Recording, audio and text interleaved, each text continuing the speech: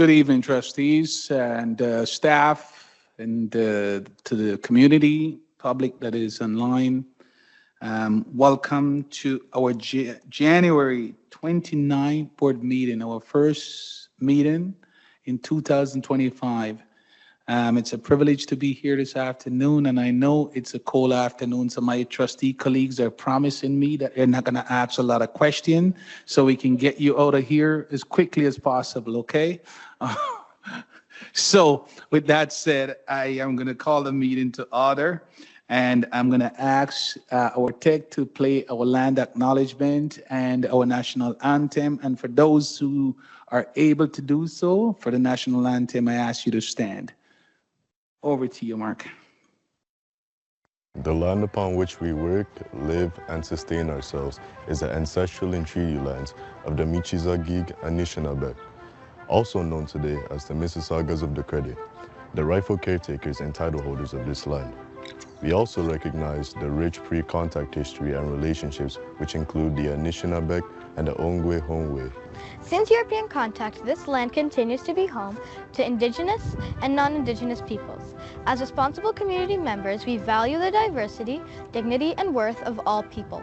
Colonialism displaced and dispossessed indigenous peoples of their ancestral land and continues to deny their basic human rights, dignities, and freedoms. We are committed to learning true history to reconcile, make reparations, and fulfill our treaty obligations to the original peoples and our collective responsibilities to the lands, water, animals, and each other for future generations.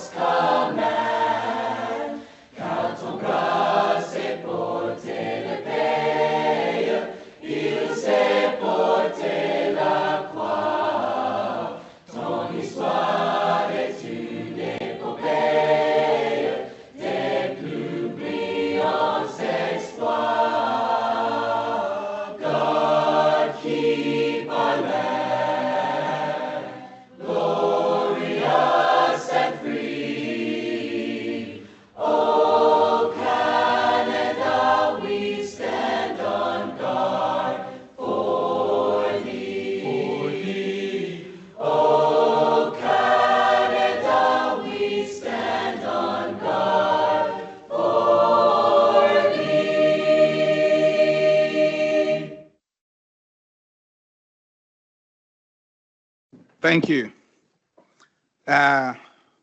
So tonight you have the agenda before you. There's no addition to the agenda. So I'm going to ask, just before I approve the agenda, just to let you know, Trustee Cameron has requested approval several weeks ago to attend an event representing the board, and it was approved. That's why he's not here tonight. Trustee B. McDonald is away at work, and he's approved to be online, so he's online. And I will talk further about Trustee Promoli when I get down to the chair's announcement.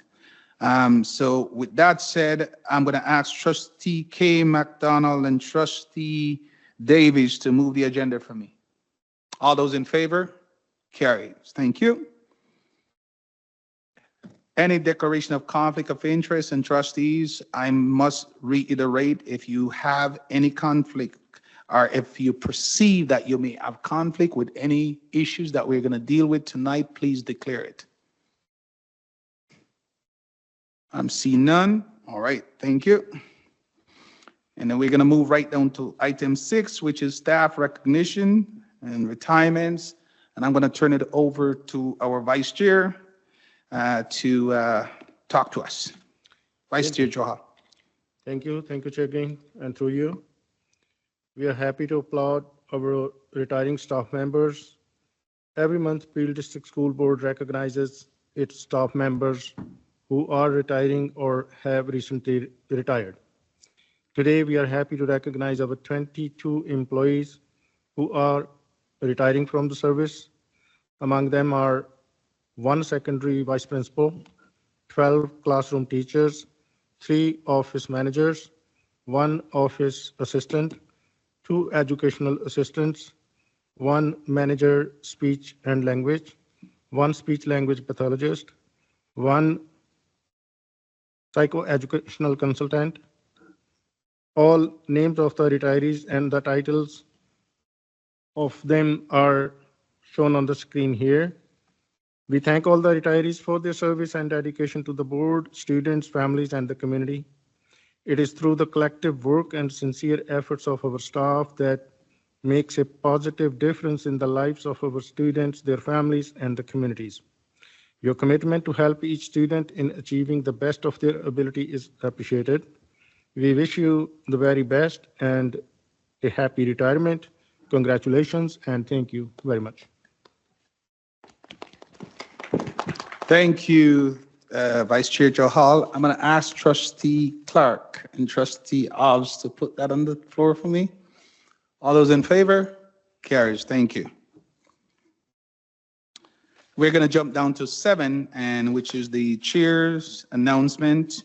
I'm just going to bring you briefly up to date. I want to take the time to say thank you to Director Saru, who has been gracefully meeting with me jointly with the ministry over the last few months. And also to the staff, I want to say thank you to the senior leadership staff who have helped to compile the reports that we have to present to ministry. Your work and your unwavering commitment to ensuring that this board is meeting our directives has been much, much appreciated, and I say thank you this afternoon. Recently, over the weekend, myself, Trustee Bailey, Trustee Johal, Trustee K. McDonald, we all attended the Ontario School Board Association Education Symposium. It was a weekend filled with learning about how we can better carry out our duty as trustees. Not only that, our knowledge was empowered with a lot of new skill, not a new direction in terms of where the trend is going, where board is concerned, and how one of the important sessions that I attend is how do we navigate a system when there is conflict, unconscious biasness, and how we work through all of that piece. I think that was amazing. So it was good. Our Associate Director Gil was there, our director was there, and it was great to have this opportunity away from the board office to able to network with our director and associate director and trustee from right across the province. Over 300 trustees was there, and I think we had a great weekend. Come back with a lot of knowledge so we can continue to help in our board to move forward. It was yesterday, myself, the director, and all the staff, let me put this way, that was there yesterday, an amazing Algoma graduation. Trustee McDonald also attended that. Trustee, Leonie and her staff was there to support another cohort of students that graduated from the LEAP program at Algoma University yesterday. Even though the weather was not really nice to us, but they came out and just to listen to even one of our Peel students who was the valedictorian for the Peel side. It was amazing and brilliant. And I love at the end when she said, your future corporate lawyer. I like that. That's telling me that we are preparing students and not only preparing them to take on post-secondary, but also to be job ready and ready to take on their role in society. Finally, this afternoon, I just want to say to trustee that, as you know, an election has been called, and that election has been called. One of our colleagues, Jill Promoli, has been nominated to run as an MPP in Mississauga. And therefore, Jill, according to our bylaw procedure, must apply for leave so she can able to go and campaign. So Jill has applied for the leave, and tonight I'm here to ask trustee to approve that leave effective immediately until the 7th of March. So tonight I'm gonna ask that a motion be put on the table to grant leave to our trustee colleague, Jill Promoli, effective immediately until March 7, 2025. And trustee Johal is moving that motion for me, and trustee Hall is seconding it for me. Trustees, it is on the floor. If you have any question or concern, I can answer them for you tonight. Trustee McDonald. Thank you. Through the chair, I'd just like to confirm that is it a paid leave of absence or unpaid leave of absence? It's unpaid leave of absence. Also, all of her board technology will be suspended until such time. Thank you. And it will also be on the board website.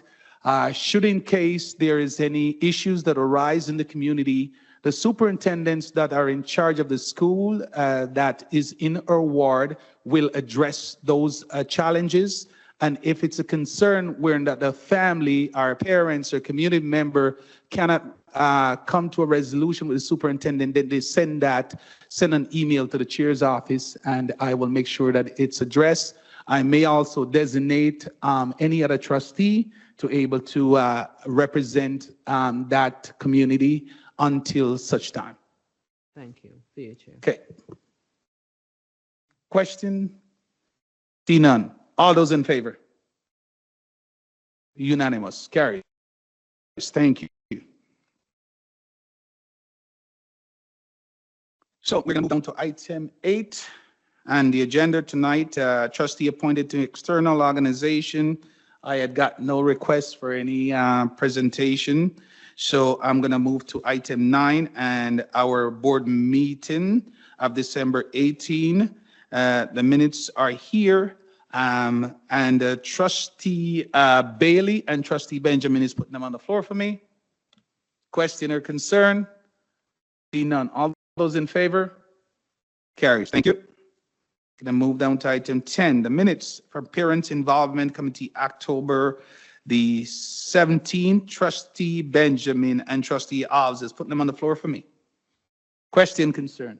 See none. All those in favor? Carries. Thank you. Minutes from Special Ed Advisory Council, December the 17th. Trustee K. McDonald. Trustee, who else is on that? Trustee Clark. Question, concern? All those in favor? Carries. Thank you. Out of that meeting, there's also a motion.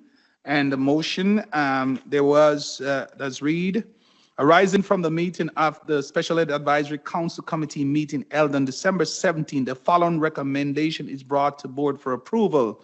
A delegation by Jamie Pedals regarding special ed support, that an information report from staff will be, with regards to the delegation, be presented at a subsequent SEAC meeting. And the director will look about that and assign her staff to take care of that. Trustee Benjamin, Trustee Alves is putting that on the floor for me. All those in favor? Carries. Thank you. We also have our minutes from our Curriculum and Equity and Wellbeing Committee meeting of December the 10th. Trustee Bailey is putting them on the floor. Trustee Benjamin. Question, concern?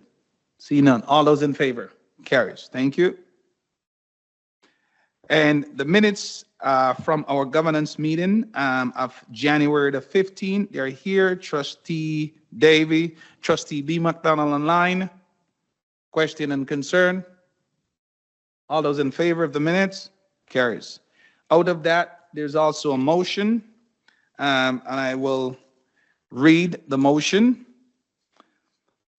Rising from the meeting of the Governance and Policy Committee meeting held on January the 15th, the following recommendations are brought to board.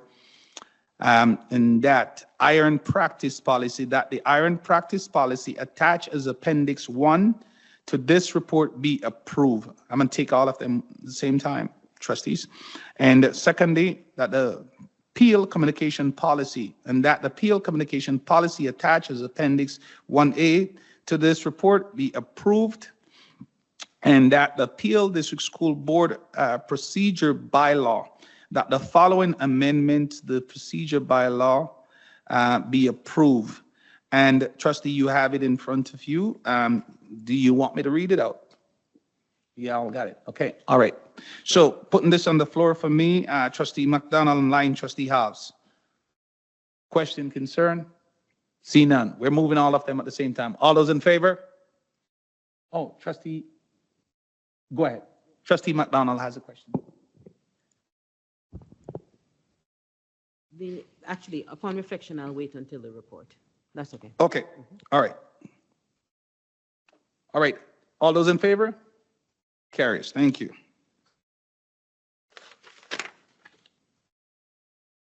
All right, so we are moving down to item 11, which is staff report. And I'm gonna, item 11.1, I'm gonna turn it over to Director Saru, who will introduce Dr. Logan and Superintendent Stubbins. Thank you, and through you, Chair Green, I will now ask Associate Director Camille Logan to present the Suspension, Expulsion, and Safe School Data Semi-Annual Update Report. Thank you, Director Swaroop, and through you, Chair Green.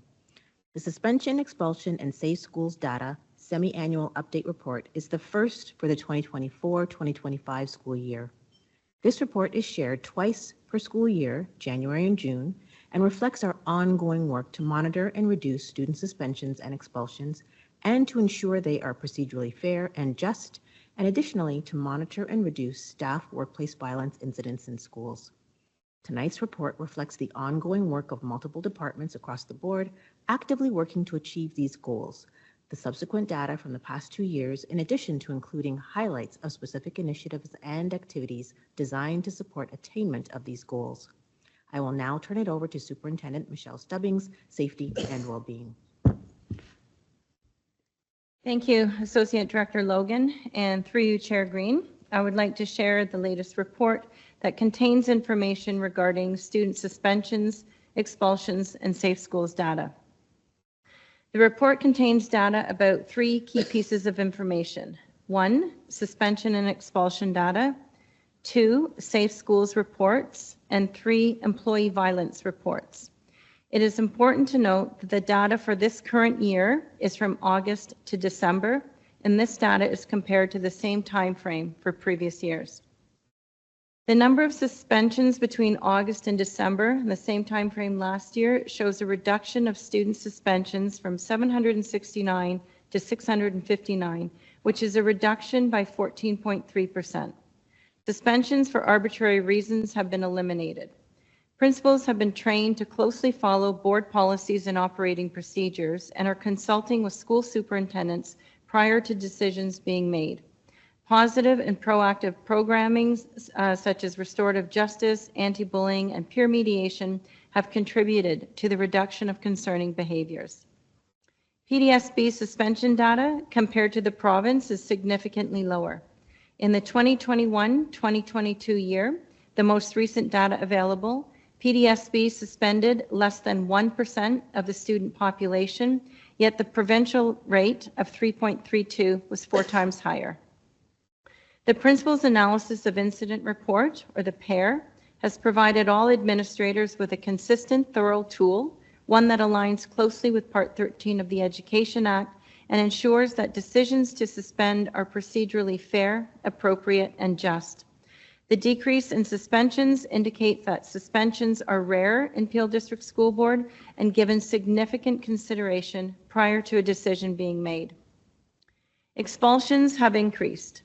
When a student engages in an activity that breaches Section 310 of the Education Act, a principal must suspend pending an investigation and must consider a recommendation for expulsion to the Discipline Committee.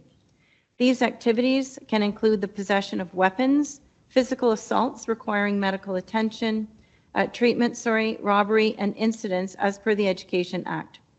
In line with Safe and Caring Schools Policy 48 and the Code of Conduct, the PDSB has taken a clear and definite stance on behavior that violates the Code of Conduct. Our schools must remain safe spaces for teaching and learning. Expulsions and suspensions are appropriate consequences for particular behaviors. However, student learning, reflection, and commitment to change are also important components of helping students return to a successful placement and pathway. Disproportionalities are also included in this report, as PDSB understands the importance of reducing and eliminating racial disproportionalities for students who identify as African, Black, and Afro-Caribbean, racialized, and other marginalized students. To understand how disproportionalities are calculated, I have two examples. One, African, Black, and Afro-Caribbean students make up 21% of suspensions in the 2024-25 school year, compared to 9% of the overall population. Dividing 21% by 9% gives a disproportionality index of 2.3 for this group.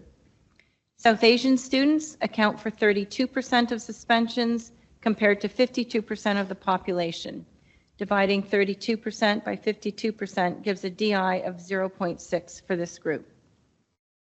A 7% reduction of the proportion of suspensions for African, Black, and Afro-Caribbean students from 2022 to 2023 to 2024-25 demonstrates positive progress towards the elimination of racial disproportionalities.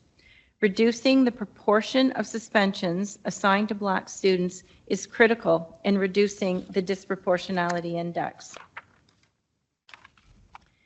Safe Schools incident reports should be completed fairly and without bias, prejudice, or favoritism towards or against any student based on protected grounds under the Ontario Human Rights Code or for any other reason. When a staff member observes a behavior for which suspension may be considered, they are required to submit a report. Once the report is received by the principal begins an investigation and will determine an appropriate outcome. Not all reports will result in a suspension, and one incident can generate multiple reports. While the number of suspensions has decreased, Safe Schools incident reports have increased. This can be contributed to a number of factors. One incident may have been witnessed by multiple staff, resulting in multiple reports. Teachers are not trained on how to characterize behavior or the Education Act, and staff are reporting behavior that does not meet the threshold of a suspension, but continue to bring it to the attention of administrators who can intervene and provide supportive, proactive strategies to reinforce positive behavior. The Employee Workplace Violence Report is required under the Occupational Health and Safety Act and includes 3 types of reporting criteria: the exercise of physical force, the attempt to exercise physical force, and a threat to exercise physical force. It is important to note that mitigating factors such as a student's special education needs are not taken into consideration. A report must be completed. The threshold for this reporting is very low. These reports help our safety partners work with school administrative teams to ensure staff have the necessary PPE, to update safety plans and PBIPs, and to have training in place to be proactive to address behavior. Training for administrators, teachers, and EAs has increased this year. As a result, staff are able to recognize early signs of escalating behaviors and intervene immediately. While all incidents are important to address, there is a reduction in the number of incidents involving weapons and an increase in reports indicating that there is no injury. It's also important to note that the data is aggregate, and due to privacy and the possibility of being able to discern a particular incident, the data should be discussed on a system basis and not on an individual student or individual school basis. The PDSB will continue to promote safety and well-being for all. This report reaffirms our resolve to prioritize safe, inclusive, and equitable learning environments. The next report will be available in June 2025. Thank you. I'd be happy to answer any questions you may have. I'm going to put it on the floor. Trustee Halv and Trustee Johal is putting on the floor for me. Okay, I got Trustee Benjamin. Thank you, and First, through you, Chair. Anybody else? I'd like to thank Superintendent Stubbings for your detailed report. I know a lot of proactive work is going on in all areas to make our schools safe and welcoming spaces.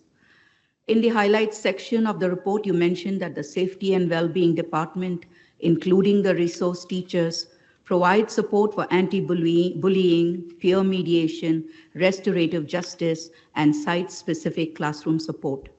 This has led to a decrease in suspensions from grades 7 to 12, but expulsions have increased. Thank you once again, but this is not my concern. In the first month of the new year, that amounts to about 15 days of the first 3 weeks of January, I received calls from parents of 3 students in 3 different schools in the PDSB. The students experience physical threats. Trustee Benjamin, I'm going to ask you to rephrase that question, because unless you get permission from those parents to speak about that at this board table, you can't speak about it. You can rephrase that question.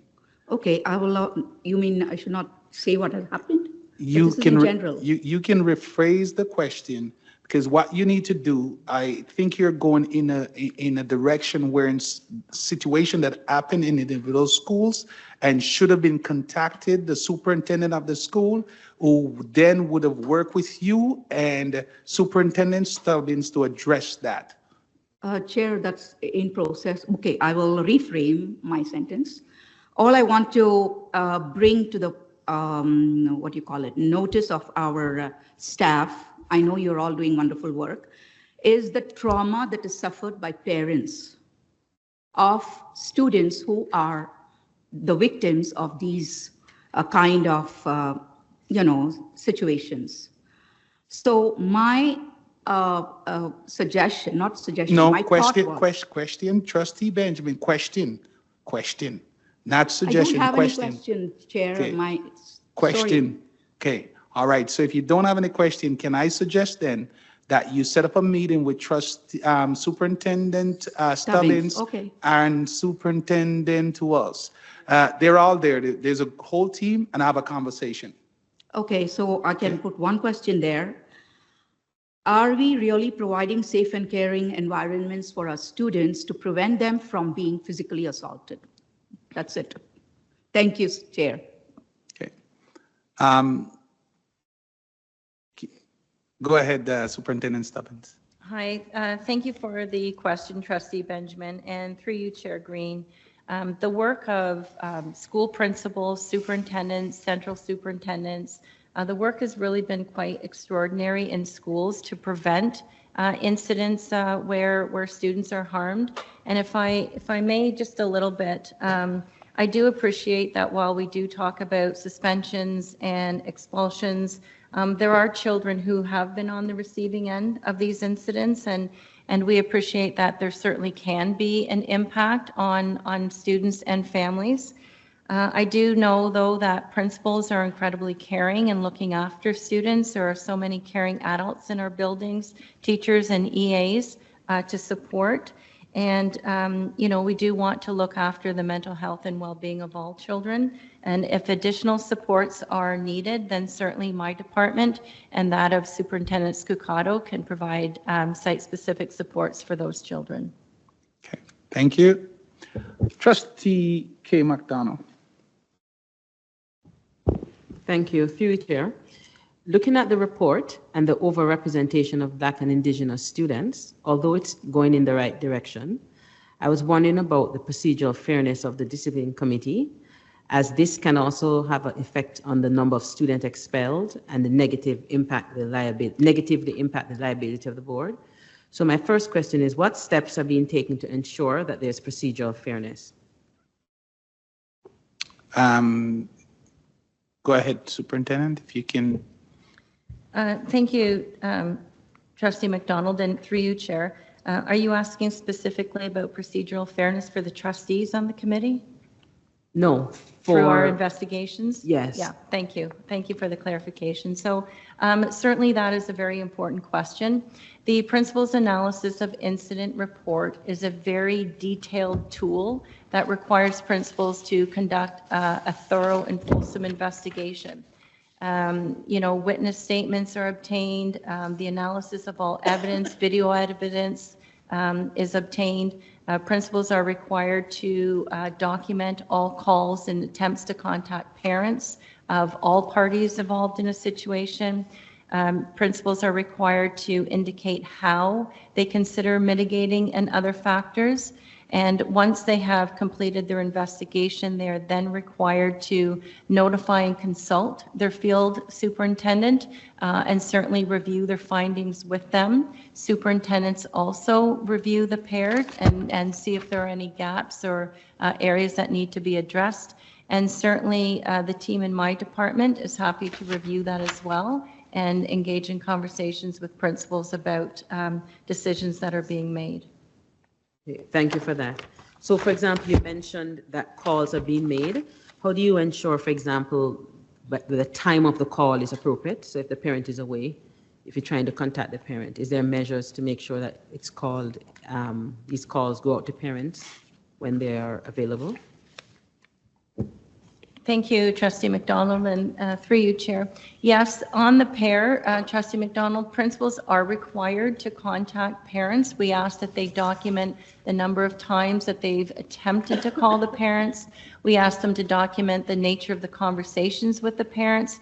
And if a principal is unable to reach a parent, the principal needs to document multiple attempts. And typically, if a parent is unable to be reached, the principal will reach out to the field superintendent and then to my department to determine if sufficient efforts have been made. Okay, thank you for that. Also, how in this report, it wouldn't capture, I don't think, when I was reading the charts, what they call superintendent transfers. So how is that to get a sense of discipline issues that are still occurring, but students aren't suspended or expelled, but they are transferred to? Yeah, how do we account for that? So, Trustee McDonald, I'm going to ask you to reframe that question because that does not align with discipline in the report that we are presented tonight. So if you can maybe, and that's something I'm going to suggest if you want to have a conversation with any one of your superintendent. You have some great superintendent that you're working with, and also you can contact Superintendent Stubb in department to answer that question. So when a student is transferred because of a discipline issue to another school, that's not considered part of a discipline issue? Yeah, but that's not in the report. So therefore, because it's not part of the report, it should not be asked. So then my question is, why wouldn't this, since it super transfers, some of them are discipline issues, why is that not? Okay, Trustee McDonald, if you want to override me and rule me, and you can put a motion on the floor and challenge me, and then we vote on it. But I'm telling you, that's the process.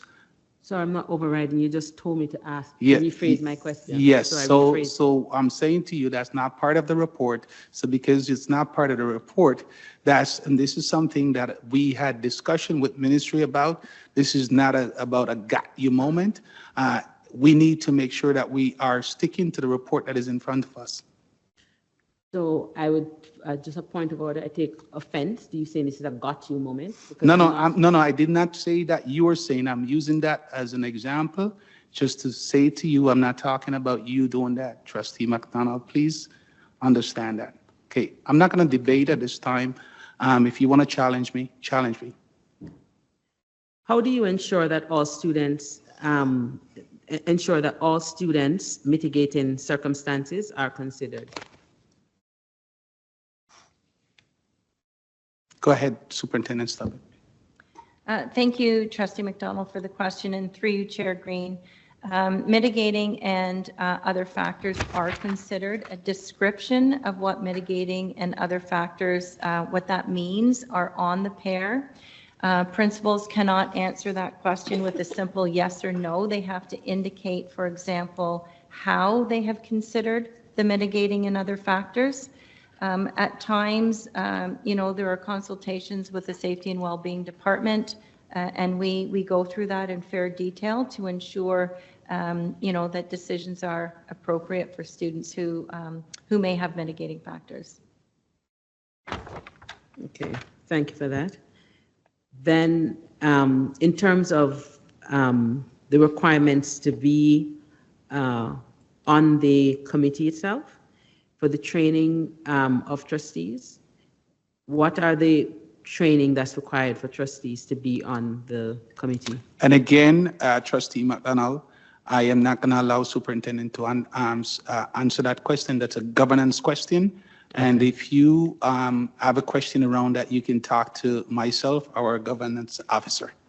Okay, I was asking that question for the public to be aware of it. Okay, well, the governance officer can't answer that? Well, I can turn to the governance officer, but I can answer that for you to say to you, there is no requirement for any trustee to be in any committee whatsoever. You're voted onto various different committees by your peers. Once you're voted onto those committees by your peers, you need to have the capacity and the ability to make a fair decision that is not biased. Those trainings are provided through our legal team. Will come in and provide a training to trustees so that when they sit on those committees, they can make a decision that is impartial. Trustees, a lot of trustees who have been at this table for a long time. Myself, I sat on discipline for 8 years. I can't speak how many years other trustees have sitting there, but again, as a board, this is an area that I think we would need to continue to build our capacity in, so it will be on our trustee learning plan every year for a refresher. If there's a trustee who has never been in discipline before, they will get their training before sitting on any committee whatsoever, not just discipline alone as we move forward. Thank you. Thank you. No further questions. Okay, Trustee Oz. Thank you, Mr. Chairman. Through you, sir, as someone who has followed along since first being elected, the discipline at PDSB, I just want to give a shout out to Superintendent Michelle Stubbings and the wonderful team that have been doing great work. It's phenomenal to see the decrease. There are some areas where I think we're still working on, but the decrease in violence and the decrease in suspensions is commendable. And while we have a small increase in expulsions, I'm confident that the team will continue to do all they can to have that go down. While I'm there, a shout out to the governance officer for providing us with a wonderful training for the discipline committee that I was happy to attend a few weeks back, about a month ago. Thank you very much. Okay. Any other question?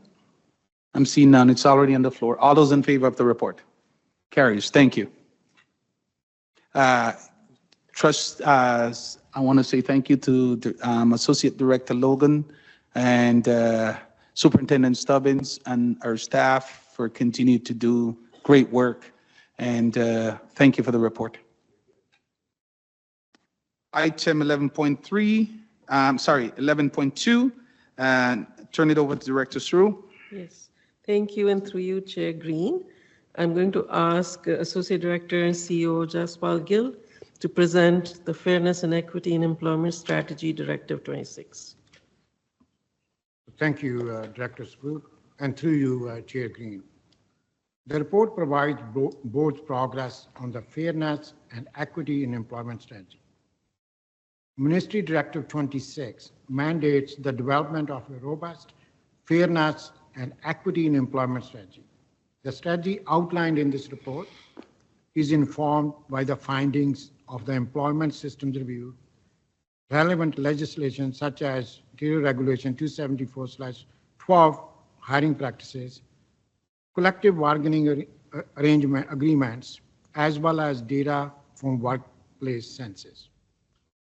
This progress report reflects board's ongoing work in operationalizing priorities and fulfilling its commitment to fostering a fair and equitable workplace for all. I will now ask Ms. Suma Kangura, Executive Officer, Human Resources, to introduce her report. Thank you. Good evening, everyone. Through you, AD Gill, Director Swaroop, and Chair Green.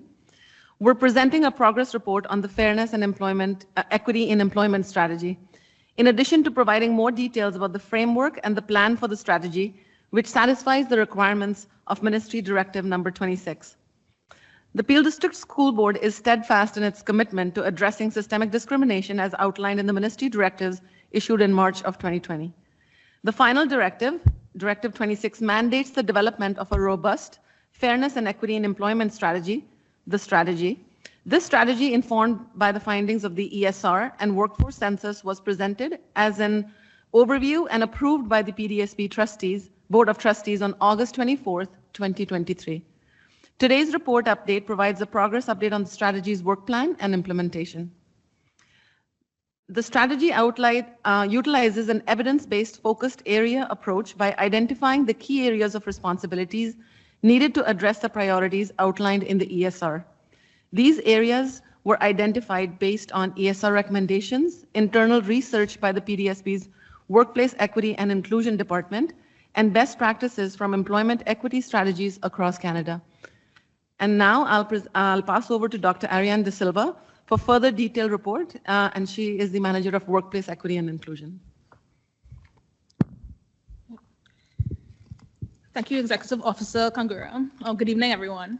So through you, Director Swaroop and Chair Green, I'm pleased to present a progress report in alignment with Ministry Directive 26 on the Fairness and Equity in Employment Strategy, along with further details about its framework and implementation plan.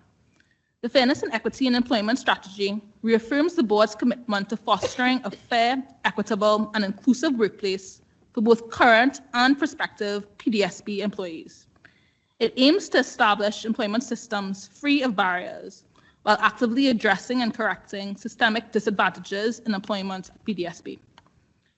The strategy adopts an evidence-based focus area approach by identifying the key areas of responsibility that are necessary to advance the priorities outlined in the Employment Systems Review, the ESR, which was conducted by Turner Consulting in accordance with Ministry Directive 24.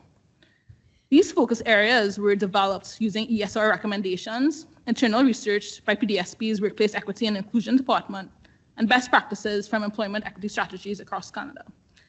This structured focus area approach enhances accountability and drives sustainable system-wide change.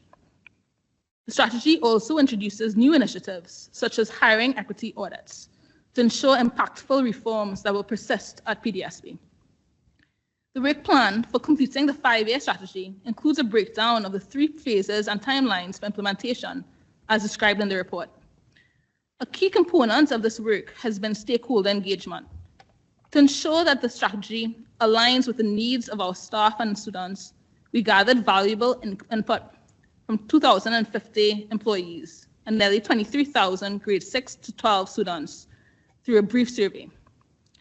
In terms of next steps, these responses will be analyzed by May 2025 to further refine the strategy's goals and direction. Looking ahead, an action plan, including a communication strategy, specific goals, deliverables, and timelines, is anticipated to be finalized in collaboration with key departments by September 2025. A comprehensive communication plan developed with the Communications Department will ensure ongoing updates via a dedicated webpage and regular reports.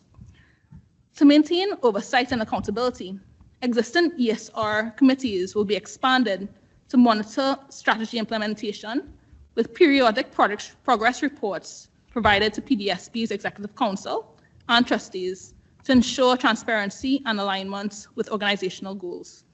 This concludes my remarks. Thank you. I welcome any questions.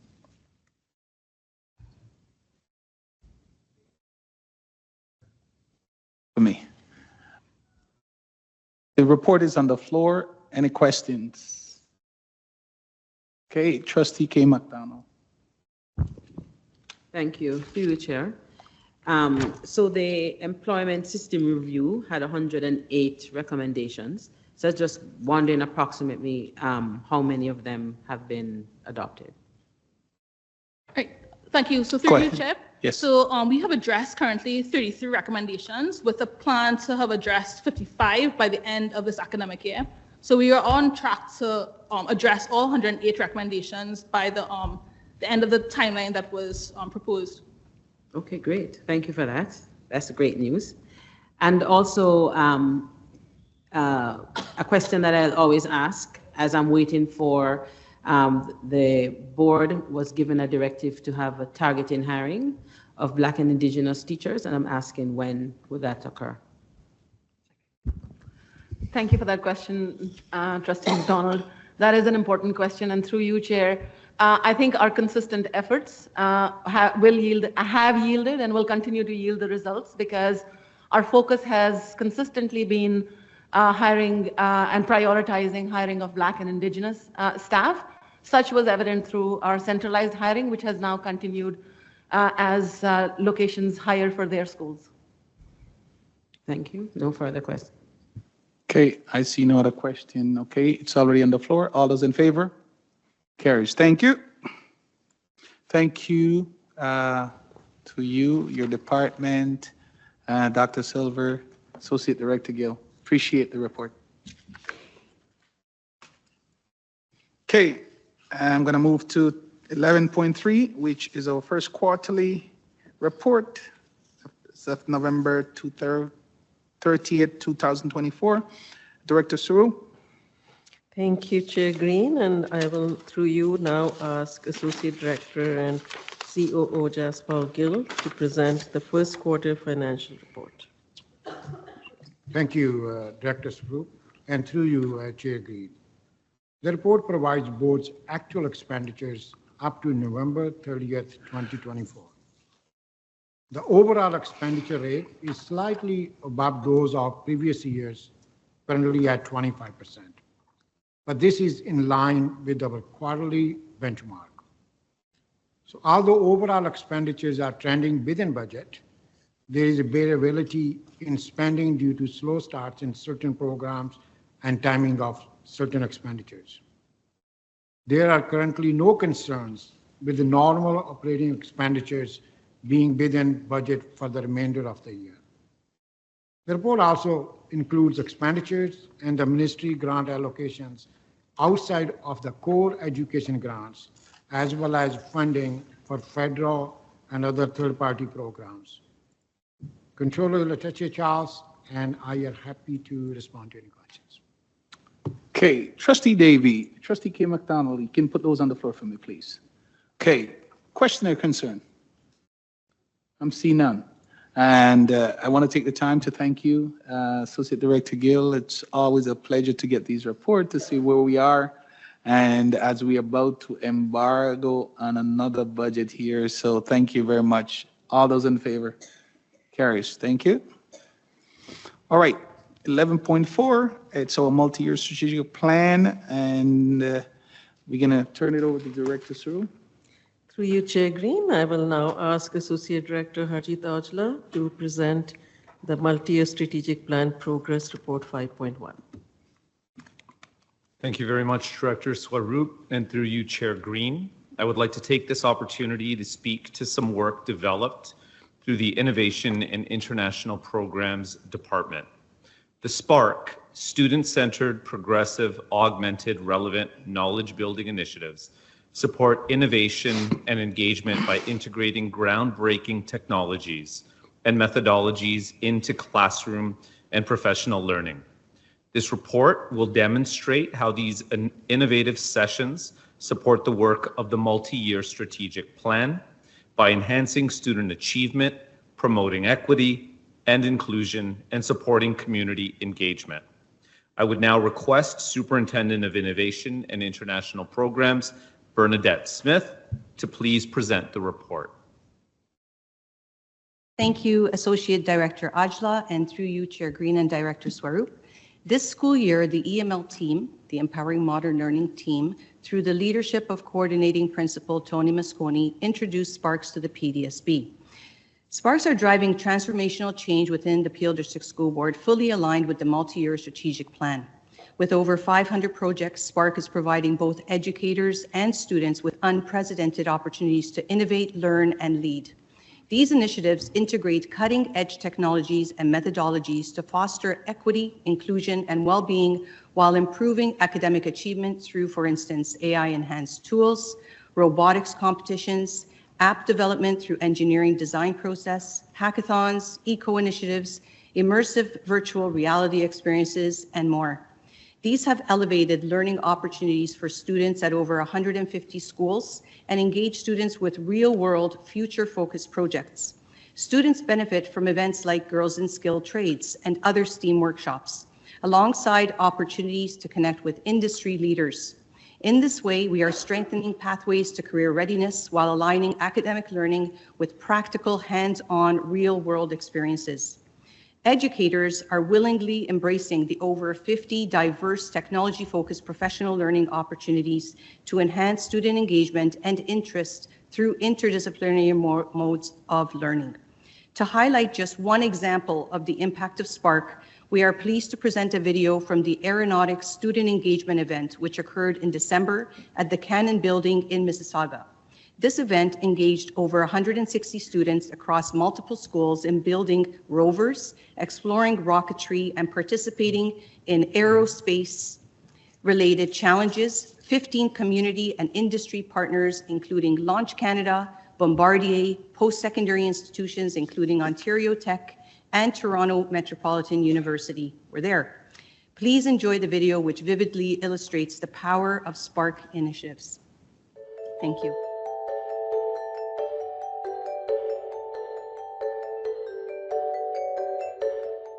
Welcome to today's event. This is a aeronautics student engagement event, and it's spawned from our Spark initiative within our Department of Innovation and International Programs. We have LEAP, which is Leading Education Innovation Project, and our Spark, which is essentially working with community and industry to be able to provide students with real-life, hands-on experiences that they can take back to their learning in the classroom. Today, we had over 15 community and industry partners where students were able to engage in different hands-on experiences. And then after the end, they would take that learning back to the classroom and apply what they've engaged with today. So the reason why we found this opportunity so engaging and interesting is because our high school realized that not so many students are able to engage in this type of opportunity. We all know that the rocketry field is huge, but it's not accessible to people our age. And that's exactly why we came to this conference, because it's such an amazing opportunity for like-minded individuals to meet up with, for example, business owners, people who are like right in the field, those engineering students, and kind of just learn and understand from others. And that's exactly what brought us straight to this conference. So this specific rover is actually brand new. It took us about 2 months to build it. It was kind of last minute because of competition. But we had the whole year to kind of get that technical knowledge up. We did build it. So it was built honestly mostly by first and second years. The arm itself, which isn't here, was built by only 3 first years. Me, Alex, who's right there, and then Ivan. And then the suspension itself, all second years. So we're a very new team. We were very happy with what the turnout was today. We had over 150 students take part with over 3 schools and different programs. So not only physics, but also different science programs. We also have a aeronautics club from one of the schools that is engaging in a launch competition that's going to happen next year. And they've been able to meet with industry partners here and take that away. So first of all, my name is Divyansh. My name is Krish. And I'm Dion. And we're the presidents of Turner Fenton's Rocketry Club. And really, we started this about in February of this year, 2024. We started based on passion. We're a couple guys who have passions in different areas in whatever we want to pursue later on in life. He's passionate in? Aerospace is my entire game, basically. We're all people who are looking into fields like, for example, aeronautical engineering, and we want to make this a reality. We're like, all these big universities are doing it, so why can't our school? Exactly. This year we're competing in Launch Canada. We want to win the competition this year, and we want to really bring in that story of David and Goliath. More so than anything, it's really about bringing opportunity. Previously, aerospace as a whole, it's been all about governments and companies and universities, but look, there's tons of passionate people in high school, but they just don't have an opportunity. Well, our goal as Turner Fenton Rocketry is to bring that opportunity to high school, because that's something that's never been done before. So a lot of nice opportunities for students and educators as well, because part of our Spark also provides educator PL, and they're going to be able to take this learning back. So if you see it out in the building, any Spark or Leap opportunities, make sure you take advantage.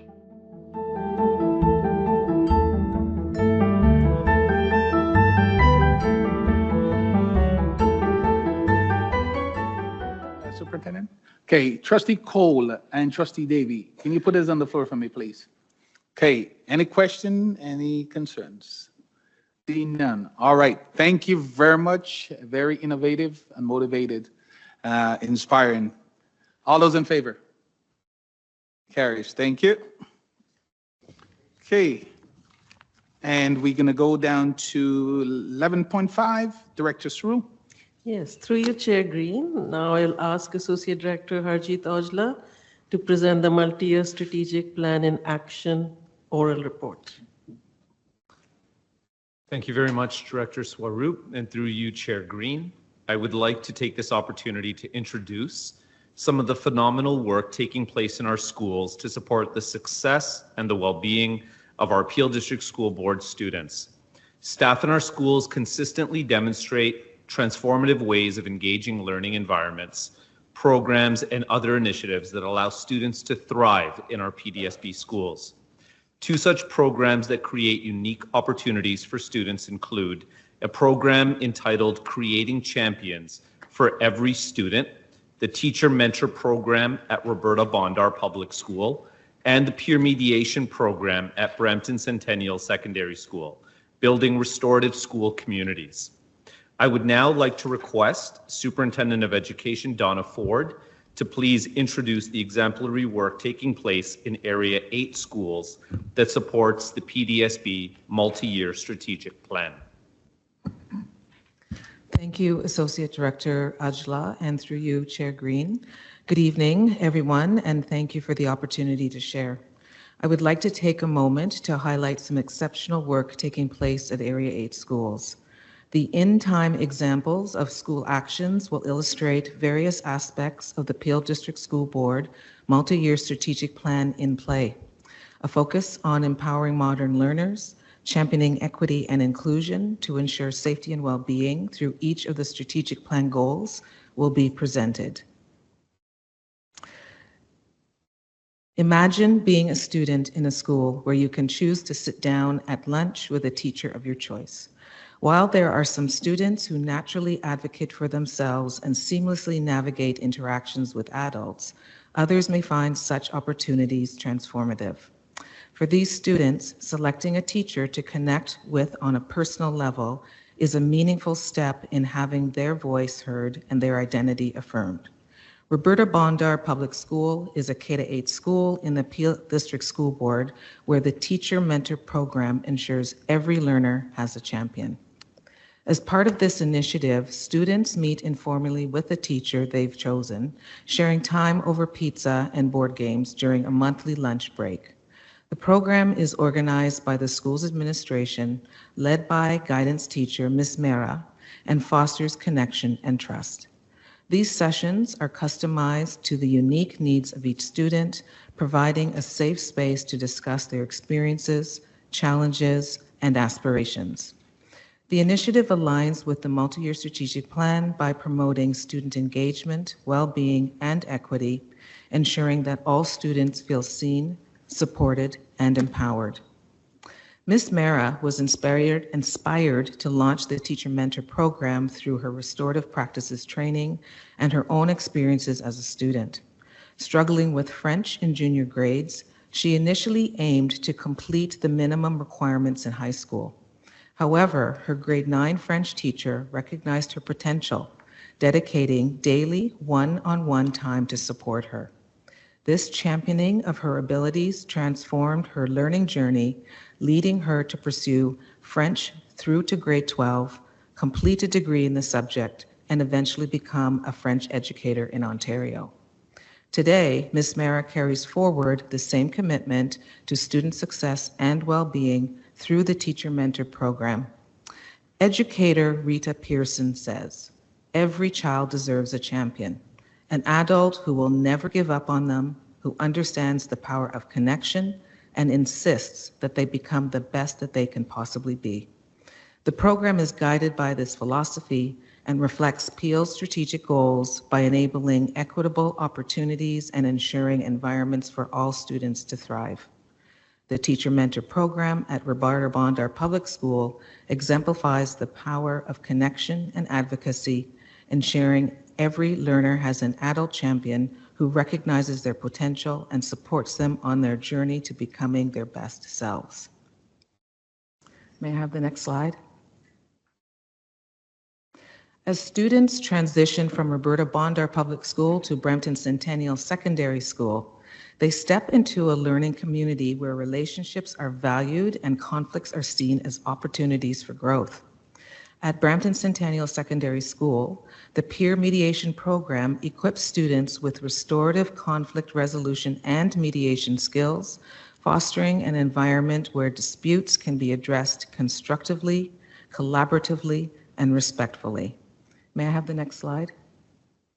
Implemented over a decade ago, the program aligns seamlessly with Peel's multi-year strategic plan goals by prioritizing safe, inclusive, and caring environments and empowering students with critical life skills.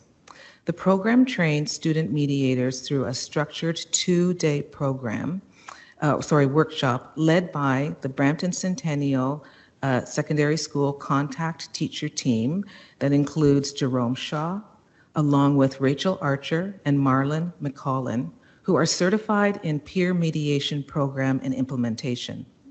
These trained mediators then guide their peers through the confidential and voluntary resolution processes with the goal of reaching positive restorative outcomes. May I have the next slide? Oh, the slide before that, please. Thank you.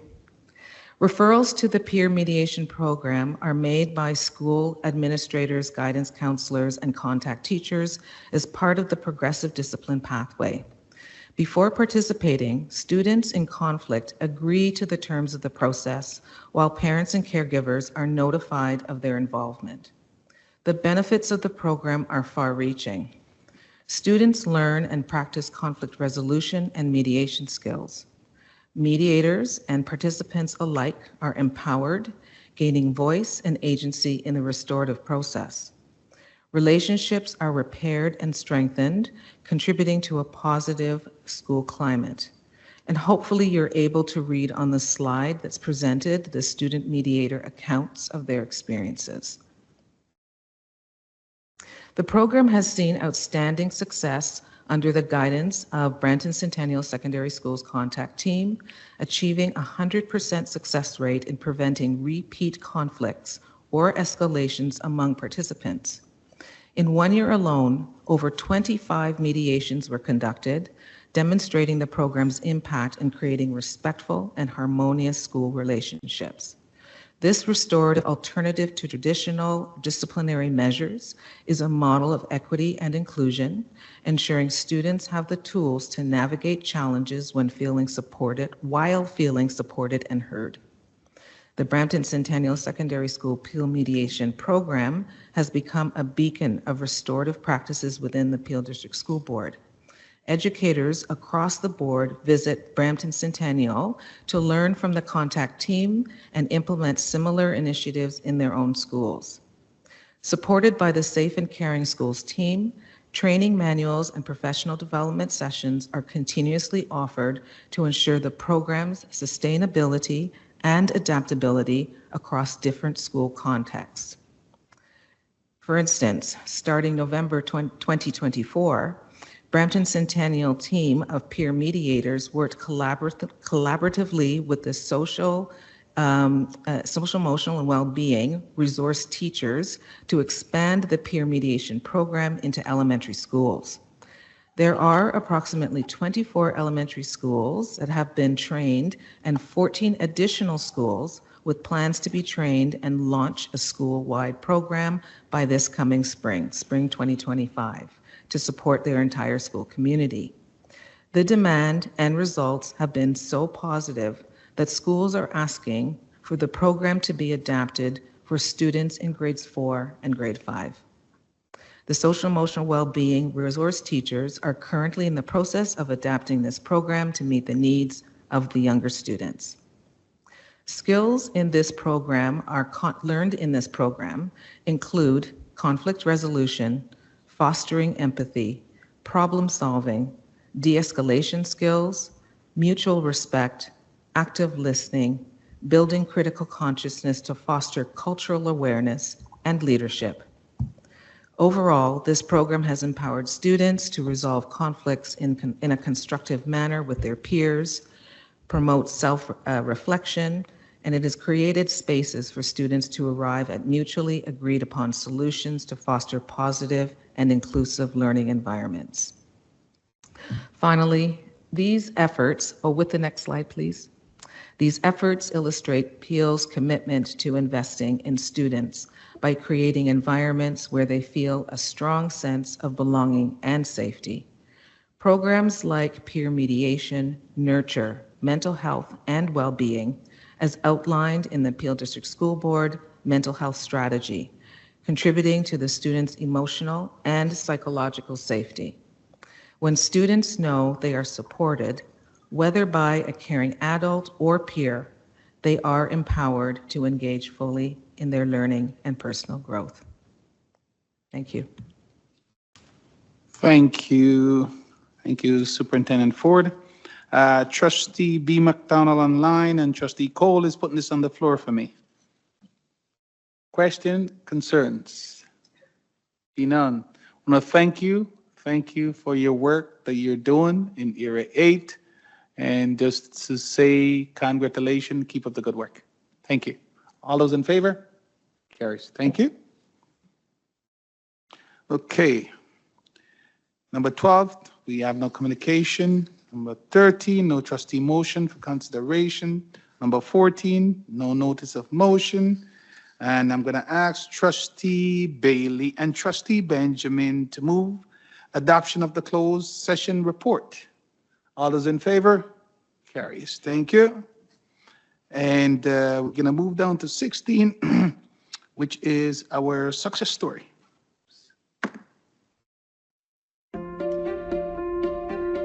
Peel District School Board's multi-year strategic plan for 2024 to 2028 identifies the most important priorities for the board, as well as the actions necessary to accomplish these goals.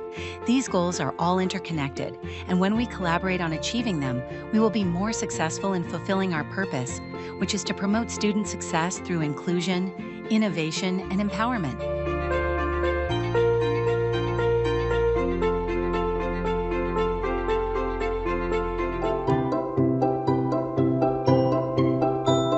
The Lending Library was created by Peel District School Board's speech-language pathologists as a comprehensive resource for all educators in schools, providing access to a diverse selection of engaging toys alongside practical strategies and ideas aimed at fostering student success through inclusion, innovation, and empowerment. The Lending Library gives students opportunities to build meaningful social connections and enhance their communication and language learning. Its core benefit is in the accompanying ideas and suggestion sheets, which outline how these activities can be effectively used to inspire purposeful student engagement. Rooted in the Peel District School Board's multi-year strategic plan, this initiative demonstrates how planned and well-informed implementation of creative resources can drive positive outcomes. With the combined efforts of educators, administrators, and speech-language pathologists, the Lending Library is a powerful platform for building connections, enhancing communication, and setting students on a trajectory for continued learning and lasting success. Welcome to the 12th Annual Fair December at Cawthra Park Secondary School, a celebration of creativity, community, and giving back. This year's Fair December was a tremendous success, drawing a vibrant crowd of Cawthra Park students, staff, families, and the local community. New to Fair December this year was the student area, where talented young artists displayed and sold their creations, fostering creativity and entrepreneurial spirit. Kauthra Bakes delighted attendees with a tempting array of baked goods, while live performances by talented student musicians kept attendees entertained. Thanks to the enthusiastic support of the Kauthra Park community, this year's event raised more than $15,000. These funds will directly benefit students and contribute to the school's breakfast club. Additionally, a generous donation has been made to the Compass Food Bank. Special thanks to April Waddell, Chair of Fair December, Hector Aganaga, School Council Treasurer, and Ms. Chan Singh for their dedication and leadership. The Mart Club, led by student Maxine Aganaga, played a pivotal role in organizing the student vendors. Thank you to all volunteers, students, parents, and staff who generously contributed their time and effort to make Fair December a resounding success. The Hazel McCallion Senior Public School Junior Intermediate Choir won the 2024 CBC Canadian Music Class Challenge in the category Best Rendition of Yo-Ha-Hee-Yo by Shawnee Kish, Indigenous Language Prize. Of the performance, Shawnee Kish said, "Great work on the quality and love to see the song with so much passion. Love your instrumental and video as well as harmonies." Congratulations to the Hazel McCallion Senior Public School Choir and their teachers for their outstanding achievement.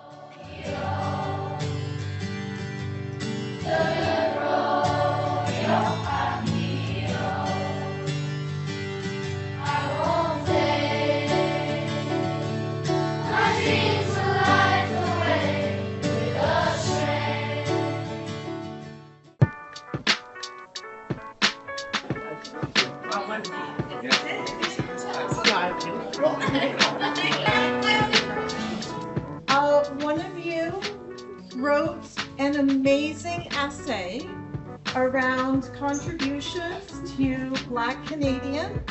So I'd like to recognize Alexis Cameron for her essay.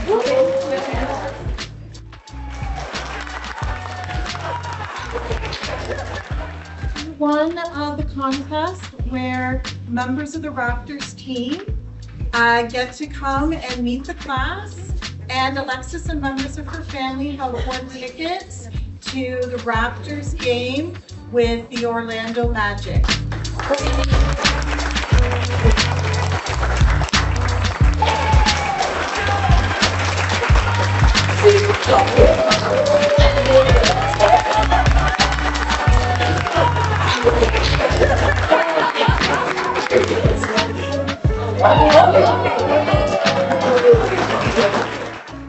We appreciate your dedication and your teachers' dedication to learning about Canadian Black heroes. We hope you continue this journey of learning about Canadian Black heroes and same with your classmates. What you heard in the video is correct. Alexis, you and your family will be able to come, but also all of your classmates will be able to attend. It was great. It was great to see the energy. We read the essays of Alexis, and it was honestly amazing. Across all of the committee members, hers was the standout essay #1. So we had to choose her, and honestly, her energy was amazing as soon as we presented it to her. So it was great. I want to thank you.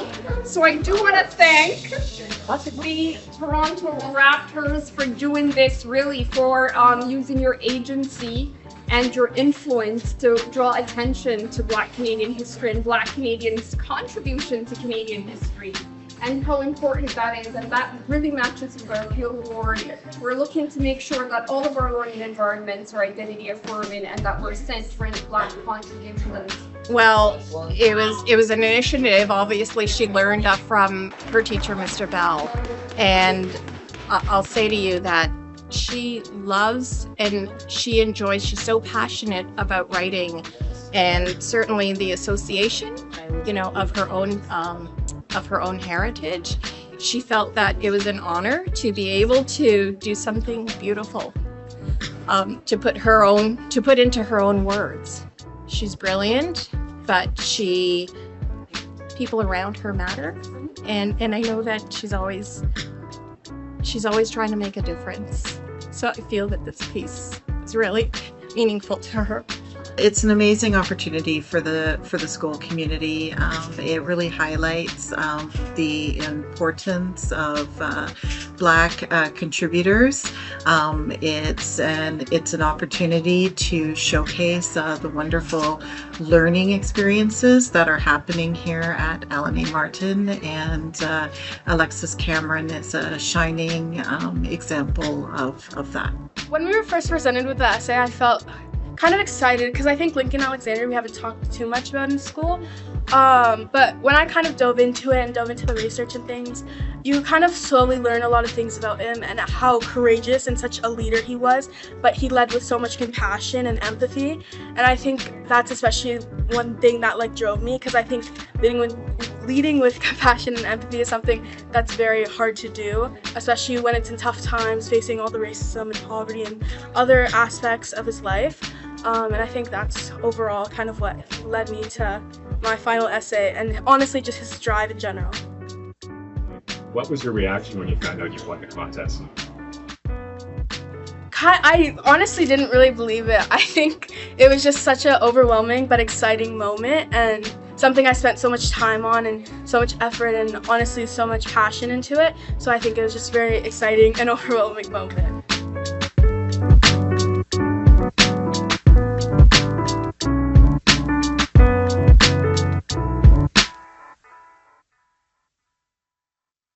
Awesome, awesome. Thank you for that, Director. Trustee Johal and Trustee Bailey, putting that on the floor. All those in favor, good news story. Carries, thank you. And Trustee Davies and Trustee Alves is moving adjournment. All those in favor, carries. Thank you, guys. Have yourself a great night. Drive home safe.